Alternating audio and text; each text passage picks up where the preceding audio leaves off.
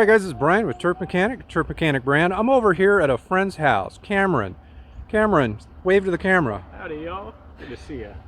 Cameron asked me to come over and help him out with his lawn. This is kind of a last minute thing, so I was like, yeah, let's do it. Anything out in the lawn sounds fun.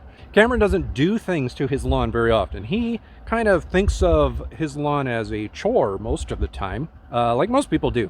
You just kind of cut it because it starts getting too long, and eventually the weeds are like kind of gross, so you cut it off. For Cameron, and many people like that who don't really do anything to their lawn other than cut it when it needs to be done, this is the video for you.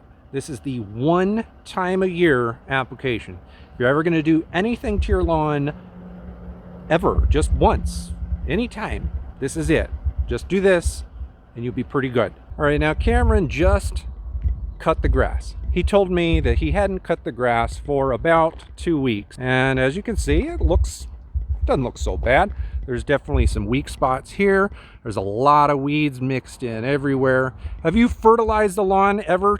All I've ever done is earlier this spring I did 2 applications of Scott's Weed and Feed over probably like a 2-month process. All right, that's pretty normal for a casual yard owner. What casual yard owners don't always understand is that the weed and feed tends to go down at the wrong time of year. So if you're putting weed and feed down after the temperatures have gotten too hot, it's not going to kill the weeds. And if you're feeding the lawn before it gets hot, a lot of the fertilizer gets lost to the atmosphere or into the soil. Did you know any of that? I did not. You got to get the timing right. It can work, but man, the window of opportunity to get it to work really well is tight. So right now, this is the one-time application, and we're talking early October right now. And this is the exact time of year, if you're ever going to do any one thing to your lawn, this is the time to do it. Fall, for cool season lawns, which is probably most people watching this video. If you are a warm season lawn, the best time to do anything is probably the month of June. But for cool season lawns, the month of October is perfect, especially if you're on the earlier side of October. Soil temperatures are warm enough to grow grass from seed, and they're warm enough for the existing grass in the lawn to grow, thicken, put on roots. And it's cool enough to start killing weeds off. And this time of year is when weeds germinate. The winter weeds germinate. Those are the ones that you see in your lawn, usually in the month of like February, March, April. Those weeds germinate now. What I told Cameron is cut the grass just a little bit last night. We do want some length on it. So he cut the grass last night, and then he heavily watered it sometime in the middle of the night at dawn or so this morning.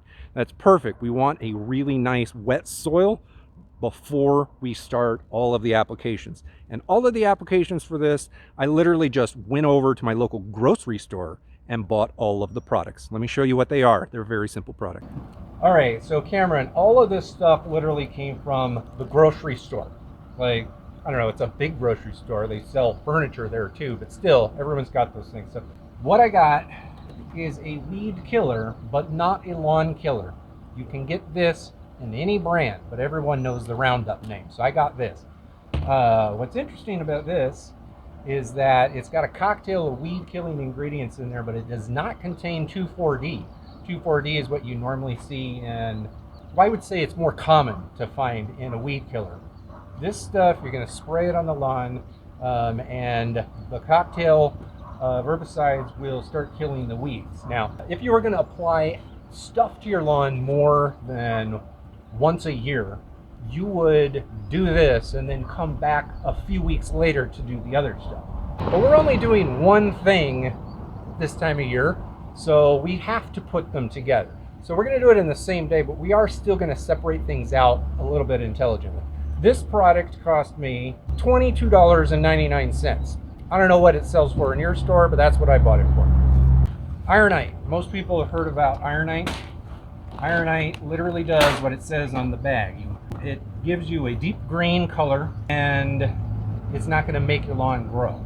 I like how you're like, there's no good way to get comfortable when you're squatting as, you know, a man of our age.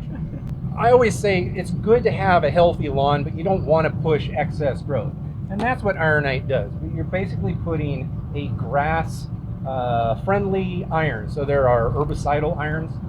This is the nutrient that the grass uses to turn green. I could get more scientific, but I'm not going to. So we're going to apply this to the lawn, and then we're also going to put the Scott's Turf Builder Triple Action Built for Seeding. That's a long name, but there's tons of Scott's Turf Builder products out there. This one is in particular is the one that we want because it's got mesotrione in it. Mesotrione is a compound that allows weeds to germinate and then starves them of chlorophyll. So the weeds will start germinating and then they will slowly turn white and die off. But grass won't do that. If we put down a weed killer, then that will kill the grass and the weeds. If we put down a weed pre-emergent, that will stop the weeds from germinating, but it will also stop grass from germinating. Mesotrione is what we're after here. You're also getting the fertilizer that's in the bag. The fertilizer is going to push the grass. The weed killer will kill many, not all, but many of the existing weeds in the lawn. The mesotrione will stop new weeds from germinating over the next few weeks. Eventually frosts will come and weeds won't be trying to germinate anymore. Then we're going to put down some grass seed to cover up some of these areas, like the one I'm squatting on right now, where the grass itself is quite thin. There's some other areas around this lawn that have a lot of weeds and there's probably not much grass there. So we're going to drop heavier amounts of seed in those areas. We don't have a lot of seed. Honestly, we could probably use like 3 to 4 times as much seed on this lawn, but any extra seed going down is going to help. Now, in terms of pricing here, this Turf Builder Triple Action cost me, what is it, like $41.99. The RoundUp cost $23, the Ironite cost about 22 bucks, and the grass seed bags were $11 each. I'm also using one of the cheapest, most widely available spreaders that you can buy in basically any big box store around the country. I believe I own this, so I didn't have to buy it. But if you were to buy this, it'd be somewhere around 45 bucks. Spots like this, many of the weeds will die. We won't ever get them all with an application. You can't ever expect perfection with weed killers. What you should expect is improvement. As this patch improves, especially a patch like this, where there's a whole bunch of weed ground cover, and if you peel it all back, there's basically no grass at all. There's a little teeny bit right there. So if all of this weed were to die, you would be left with an extremely bare patch of dirt. So as we go through the lawn, patches like that, like here, we've got a lot of good grass. We don't necessarily need to overseed a place like this quite as much as a place like that. Same thing over here. We'll put down more grass seed in a patch like this. As we move into shady areas, these are the kinds of areas that even though there's no weeds growing here, the grass isn't either, and that's because of the shade. So ideally, you would be putting a shade-tolerant grass if you're applying grass seed to this area. That would probably be a fine fescue or maybe a turf-type tall fescue. The grass seed that I do have over there is predominantly turf-type tall fescue. So we'll put a little bit of that over here and into the patches and into the particularly weedy spots. That's the first thing we're going to do, is apply seed. We want to put the seed down on grass blades that are dry, but dirt that is already wet. And that's why we watered the day before or a handful of hours before we actually start applying anything. Additionally, we want the existing grass to be fairly tall going into this process because the existing grass actually provides shade to the grass seed. So the grass seed doesn't dry out and it germinates a lot faster. You can really even take advantage of the weeds that are in the lawn because the weeds that are there are also providing shade to the seed that we're putting down in those weedy spots. As the weeds die off, new baby grass starts growing, and then the baby grass takes over the space while the weed fades away. Now, before you start applying anything to the lawn, you actually need to know the size of your lawn. It's actually pretty important, especially if you don't do this very often or ever. There are fancy tools, measuring equipment that you can use to figure out the size of your lawn. There are online square foot estimators. You know what I use most of the time? My foot. I literally just pace it out and just kind of calculate it, maybe round a little bit in my head. It's usually just fine. Over-the-counter products, there's almost always a little bit of wiggle room built in, and most people can estimate pretty closely. All right, so that's about 29 by 33. We can round that to about 30 by 30. 10 by 30 is 300, times 3 is 900, minus a little chunk there. It's probably about 850 square feet. So that's what I'm gonna go with for the front yard. All right, so this is 47 by 19, which is kind of like saying 20 by 45. So 10 by 45 is 450, times 2 is 900, minus AC, doghouse, small patio over here. Let's call it 800 square feet for the side yard. So 850 on the front, 800 for the side. All right, so the backyard here is roughly 54 feet by 39 feet. So what is that? Kind of like 40 feet by 50? Close. I don't know. It's a little bit more than that. But 40 feet by 50. So let's do 10 by 50 is 500, times 4 is 2,000. We could round it up, but I actually don't want to because there's a garden over there. So we're going to take that garden. There's the garden right there. So I'm just going to call it a 2,000 square foot backyard. If you happen to have enormous shoes or tiny little feet, then you're going to have to adjust accordingly. This is all about estimating, so use your best judgment. If you don't want to estimate, then go get a tool and really measure it precisely. Now the grass seed that we chose, or that I chose honestly for this yard, which has a hodgepodge of grass types in it, was a tall fescue. A tall fescue is going to hold up in these shadier environments, and it's going to be a little bit more drought tolerant. If the lawn owner here wanted to do a full lawn renovation and wanted to go to something more of a monostand or a really defined mixture of grass seed, then we would take different action. But since we've got a hodgepodge, I wanted to use something that would germinate quickly. So these are coated seeds, what we call coated seeds. So they're going to retain water on the seed so that you don't have to water it as often, and it will still germinate. You don't get as much seed though. Half of this bag is the coating and not the seed itself. However, most of the seed is tall fescue, which is what I want. If we were seeding bare dirt, if we were overseeding the entire lawn, then we would use a spreader and very evenly go back and forth along the lawn. But for this scenario, I really just want to put heavy seed down in the thick patches of weeds and in the shady spots under trees that don't really have anything growing. So I'm using my hand. So normal grass seed doesn't look blue like this. That's the coating that's on it to hold moisture, without that coating, then you're just seeing raw seed, and the seed will dry out faster. So seed like this, it does cost more because you're only getting half of this. Half of the mass is seed.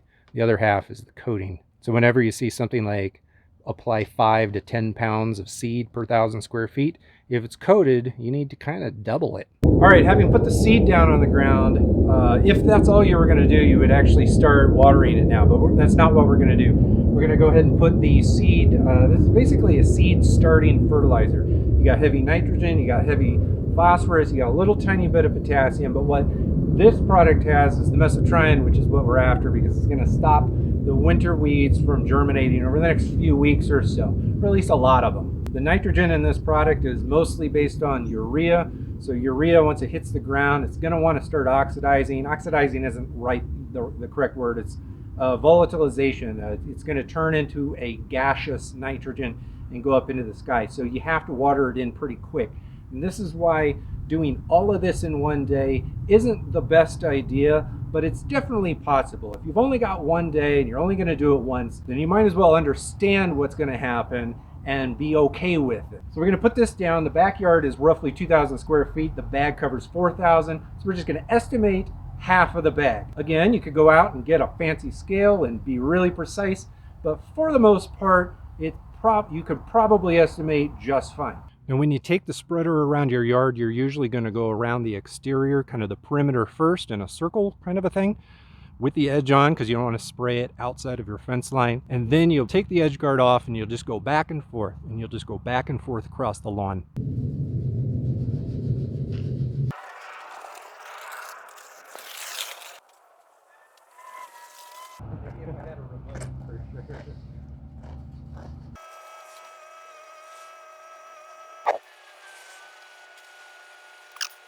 All right, now I'm going to be applying Ironite. I actually personally don't apply Ironite to my lawn very often because I do prefer the liquid iron products over the granulars, because the granulars are going to oxidize much faster than the chelated liquid versions. Because of that oxidation, you're actually putting significantly more iron on the ground per application than you would if you're doing a liquid.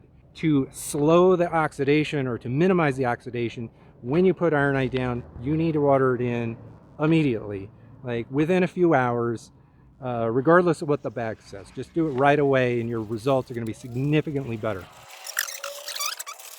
All right, so now we're going to go ahead and spray. So again, if you're going to do multiple applications throughout the year, it's best to kill weeds a week, 10 days, 30 days. It's best to do it before you apply grass seed down. But we're only doing one application for an entire year. So we just have to do our best. We put all of the fertilizer down, we put the grass seed down. We're not watering it in yet because this stuff needs to go onto the weed leaf tissues and stay there. So if you look at the back of these things, and it doesn't have to be Roundup, it could be any product. If you look at the back of it, it's got like a little rain fast thing. We're going to go ahead and spray this on the lawn. After 3 hours, it becomes rain fast. And that means you can then, I don't know, make it rain, or you can turn your irrigation on or sprinkler or hose, whatever. But we need to apply this to the weeds. And because of the application, we're going to put it on a hose. And it's going to broadcast out. It's basically going to be a blanket application. Plus, there's weeds everywhere in this lawn. So we're going to spray it everywhere and then wait 3 hours. And then we're going to go ahead and water the lawn deeply to get all of the starter fertilizer and mesotrione down into the soil. At that point, then we're going to go into a pattern of every other day irrigation in small amounts so that we could get the seed to germinate. Hopefully in the first 3 hours, enough of this product, enough of the herbicides, whatever product you use, will get into the weeds to kill off as many of them as possible. I prefer these for beginners, these styles, the hose end sprayers, because you don't need any equipment and it's pretty hard to mess it up. This bottle covers 5,000 square feet. The backyard is 2,000, so I should use almost half of it and be done with the backyard and then move to the side and the front. At the very end, I should have a little bit left, probably about 20% of this bottle. All right, now the order with which we applied these products throughout the day was actually pretty important. We put the dry stuff down first. We put the grass seed, the dry fertilizer, and the iron down first because we don't want it to stick to wet grass blades. After all of the dry goods were down on the ground, that's when we attached the hose and sprayer to spray the weed killer all over the lawn. After everything was applied, I made sure off camera to talk to Cameron and let him know that it was very important for him to wait at least 3 to 4 hours after that weed killer was applied before he started sprinkling the lawn to incorporate the fertilizer and the iron into the soil that his turf was trying to grow in. If you skip that deep water session, then a lot of the fertilizer in that urea is going to volatilize. It's going to gas off and go up into the atmosphere. So you really need to get a lot of that water down. The same thing with the iron. It will oxidize if it's just a little bit wet and not iron and not water deep into the soil. Because we applied a coated grass seed, Cameron didn't really have to go out into his lawn 5-6 times a day sprinkling the seed. He only did it a couple times a day. Tall fescue does tend to germinate kind of in that day 8 to 10 range this time of year, and just as I expected, he did not see any germination as of day 8. However, as of day 16, he did start seeing some germination throughout the areas that we applied grass seed. Chances are very good that throughout the rest of October, a lot of that extra grass seed is going to pop and start filling in the areas where the weeds died off. You also see in some of the video clips here that I'm putting over the top of me talking, by day 3 or so, a lot of the weeds had started dying off. By day 8, there was significant weed death patches in the lawn, and the grass had just started responding to the fertilizer treatments. It didn't really look like anything major was happening within those first 8 days in terms of the grass greening up and growing vigorously. But by day 16, the lawn had really started showing a major color difference, and the grass itself was starting to grow vigorously. Certainly as the baby grass thickens up over the next month before winter dormancy really sets in, the lawn is going to continually look better and better. Now in terms of fertilization, this is an inadequate amount of fertilizer to put down on a lawn for an entire year, but it's certainly better than putting nothing on the lawn. And if you're only going to do it one time, this is a pretty good time to do it, mid-fall. Now, the obvious alternative to this one time a year treatment is to put down a weed and feed. I have an entire video about weed and feed and my thoughts on the only time of year that I actually think it's worth using. If you go the weed and feed option only, and that's the only thing you ever do in a year, you'll be all right, but only really if you get the timing exactly right. Watch the video up here in the corner. It's all about the only time in a year that I would ever consider using weed and feed on my own lawn or any lawns that I maintain.